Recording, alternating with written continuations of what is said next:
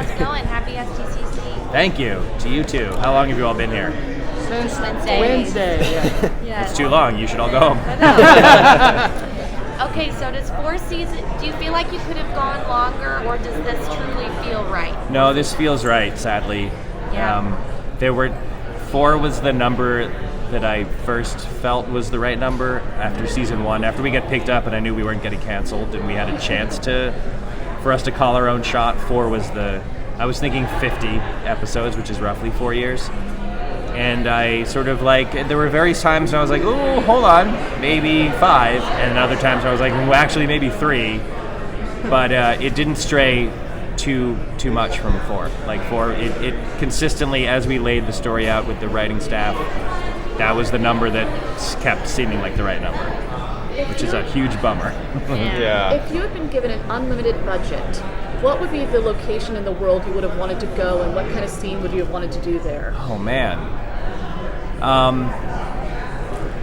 I don't know. That's a really good question. I actually think that if we had had an unlimited budget, I would have sunk it more into like the backlot where we shot, because we had to do a lot of visual effects.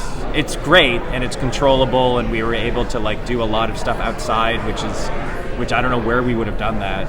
But we had to do a lot of visual effects to just make it not seem like we were in Universal City.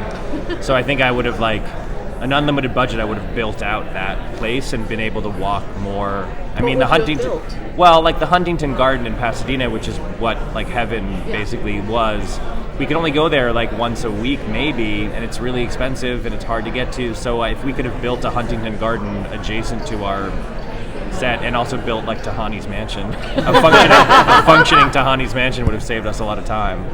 But we go to some new places in the 4th season, thanks to not the unlimited budget, but the generosity of NBC Universal Television. So I don't think that there's like a location that I would have gone to. I think I would have just made the world of fake heaven look a little nicer. Did you have the ending planned out from the beginning? Like now that we're at the 4th? We had the original idea for the ending. The core of it we had. I started to think about it, and we developed early in season 2.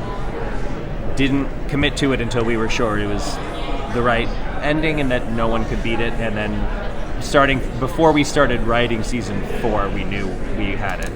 So it stayed pretty much the same, which is great. The Eleanor and Chidi relationship, you have broken them up in I think every conceivable trope that is available.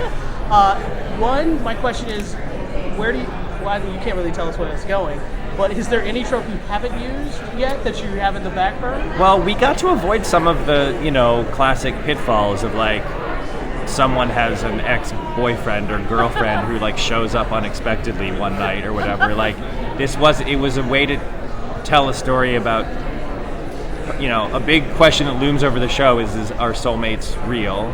And the show, I think, takes the position that soulmates, as like in the way that most people think of them, aren't real, that there are just people who you build relationships with over a long period of time who sort of become a person that your soul is connected to, but no magic creature is going to go, you and you get together. So what we were able to do in a way that, sorry, I did that. That was my fault. It's a sofa. The part of it that we really like is that we're just telling a story about 2 people who spent a lot of time together, who hated each other at times and were driven crazy by each other and had very different backgrounds and histories and life experiences, but who like just through going through a million crazy experiences ended up being bonded to each other in a significant way, which I think personally is a good way to tell the story of how a relationship works. If it works. Alright guys, I need to wrap this up and have to Wait, last one. She got it in under the wire. I was just going to say, there have been a lot of philosophical debates on the series. What's been your favorite to play out? Like the trolley and all that? I think the essential, this is getting kind of wonky, but I think the essential debate, I pitched the show as what it means to be a good person, and there's an episode when Chidi lost his mind and cooked a bunch of chili and stuff, and he lays out like there's 3 ways that at least in the Western world for thousands of years, there's really 3 ways people think about this, right? It's either you're a Kantian and you think that there are rules and you got to follow the rules, or you're a consequentialist and you think whatever you do that has the best results, that's what matters. And then there's the Aristotelian view, the virtue ethics view, which is like you just got to practice. You What got to about try. rational selfishness? Well, they're all versions. There's a million other ones. Rational selfishness, it's bunk, and anyone who believes in it is insane. Or you're like Paul Ryan, and you're like a grown man who still thinks Ayn Rand is really cool and interesting. I feel like Eleanor would be such a rational selfishness person. We had a whole thing we were going to do where she reads Ayn Rand and is like, but like that, just having that debate from a million angles has been really fun, because I don't know that there is an answer. The show definitely takes a point of view. I would say the show takes the virtue ethics point of view, that it's just practice, just try, keep trying, screw up, try again, screw up, try again. So being able to do a TV show where we're talking about that issue that people have been talking about for 3,000 years, that's been really fun. Awesome. Thank you. Thank you.